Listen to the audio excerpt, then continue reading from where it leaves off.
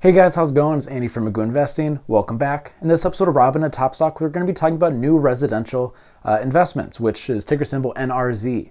This is actually a requested video, but for some reason when I search NRZ on my comment section, it doesn't pop up. So if that was you that posted that, it was on my to-do list, so I assume someone requested it. But if there's a video or just a company you'd like me to go over in a future episode, please leave it down below and I'll get to it as soon as I can.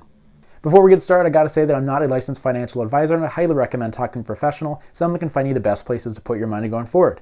In addition, I really appreciate it if you hit that like and subscribe button, as it would help my channel out a lot. Compared to the normal stocks that I talk about on this channel, which are mainly growth stocks and tech stocks, this is going to be taking a step back and kind of slowing things down. Today we're going to be talking about a real estate company, and more specifically, it's considered an REIT, which is a real estate investment trust. Basically what that means is it is a publicly traded stock, and in a couple videos ago, I'll throw that up right now if you missed that, kind of explaining what it means to be a publicly traded company. And kind of the main benefit of that is the ability to raise funds. With these REITs, as you buy stock in the company, it's putting money into the company, which allows them to invest in more real estate. And this is a great way to diversify a portfolio. Normally when I talk about it on this channel, I'm talking about going to different sectors, whether it be you're mainly in tech and you kind of wanting to go into healthcare or in this case, real estate. But a lot of people talk about when you start retiring, oh, you put money into stocks, you buy properties and rent them out as real estate. An REIT is a great way to diversify into real estate at a younger age and not have to put so much money on the line. In a lot of videos, I talked about how accessible the stock market is right now. Real estate, as you would expect, is not super accessible because of the amount of cash that's required to invest in a property. And an REIT is a great way where you can invest, and NRZ is currently trading at around $16, so the barrier to entry is very low. So in the past 12 months, NRZ is only up around 3%. And so that kind of begs the question, why would I be talking about this type of company? It has not done very well in an incredible year for the stock market. And so far this year, it's only up a couple of percentage points. And the main draw to NRZ and a lot of these REITs is the fact that they're required by law to pay back 90% of their pre-tax income to investors. And what does that mean? If it's not going towards the stock price, where is that going? And so the 90% of their income gets paid out to the investors in the form of a dividend.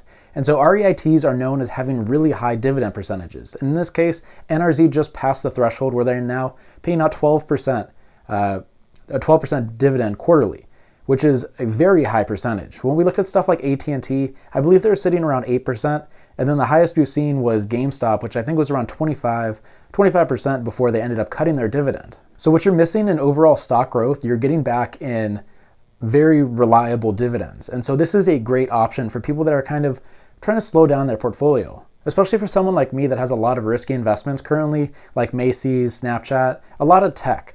This would be a great option for me to add to my portfolio. So if you look at pretty much any investing website at this point, they'll talk about the fact that a lot of people are predicting that the market's going to have a downturn pretty soon. And whether that be clickbait, people are trying to get people to go into panic, and panic and these crazy news stories get a lot of views. Whether that's the case or it's actually going to be coming, real estate could be a decent place to put your money if that happens. But you might be wondering, well, in the last financial crash, which was the Great Recession in around 2007, 2008, the real estate market got hit very bad. And yes, that is completely true. However, from stuff I've seen, it appears like the problems that caused that crash have been fixed, or at least they're better than they were before. In addition, something like NRZ, most of the money they're making is from long-term leases, which are, from what I've seen, between 3 and 5 years. And so that's a very reliable stream of income in case the market falls. If the market falls overall, everything's going to be pulled down with it. NRZ is not going to be an exception to that rule. It's not going to increase in price most likely. But the thing that NRZ has going for it is the 12% dividend.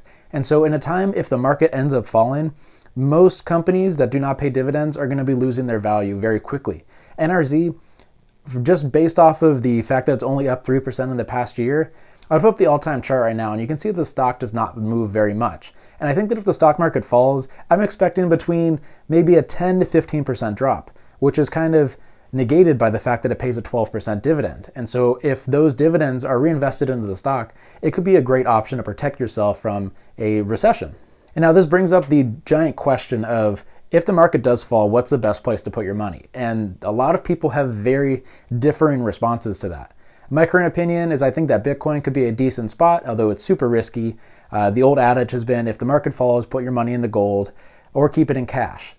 And real estate could be a decent option. I'm not saying it's the best option. I don't have enough experience in the market to make a definitive claim on that. I just think it's an interesting idea to kind of think about because we're currently sitting in the longest bull market in history, and at some point it's going to have to fall. So based off of kind of how the company is run, based off the fact that they invest all of their money into real estate, there's no long-term debt associated with the company, or at least if there is long-term debt, I could not find it on Macro Trends, which is where I get most of my information from. Revenue has been pretty solid in the past couple years. However, I've seen a dip in the past couple quarters, and with a stock that's not super well known, so if revenue drops for a company like Apple, there's going to be dozens of articles talking about it. With a company that's as small as NRZ is, that does not get talked about as much. So that's kind of the risk associated with taking positions in smaller, lesser known companies, is there's not as much transparency on what's going on with the company overall. So the revenue has dropped recently, and I could not find a reason why. So after revenue, the next thing I take a look at is earnings per share. And similar to revenue, it's also dropped, which kind of makes a lot of sense. And then when you put all those together, if you look at the PE ratio, which is the price over earnings ratio, as you'd expect, if the earnings drop and the price kind of stays steady or goes up a little bit, the PE has kind of spiked compared to the track record that it's had. Do I think that's a red flag? Absolutely not. I don't know enough about the real estate market and how things are currently running to make a well-educated guess about what's happening. And so this is a great example of if I was going to take position in this company, I think it's really important to go back and figure out kind of how the real estate market's working right now. For a lot of companies, you can kind of just look at the books, have a general understanding of how the market's working before taking a position. You look at something like Apple, you can see the consumer trends, you can see their earnings, their revenue, and get a good understanding of what they do. Housing market's a little slightly different. It's not as polarizing, it's not in the news as much, but I think it's really important to go back and kind of figure out what you're taking a position in. And so when I look at the stock, you're definitely not in a growth stock. You're not going to be making 25+% a year. The stock market last year was up 25%. As I've shown, NRZ was up only a couple percent. So the draw to this stock is not the growth potential, it is 100% the dividend. And so for someone that, like myself, that may be looking to kind of slow down my current plan for investing, NRZ is a real option for me. I definitely will not be taking a position right now because I don't know enough about the real estate industry to feel confident doing that, but it's definitely on my radar. Based off of what I've seen, the dividend ratio, the potential protection if the market falls, it's definitely a top 5 for me right now. I've been looking to get into dividend stocks for a while now. I just have not found one that really jumps out to me.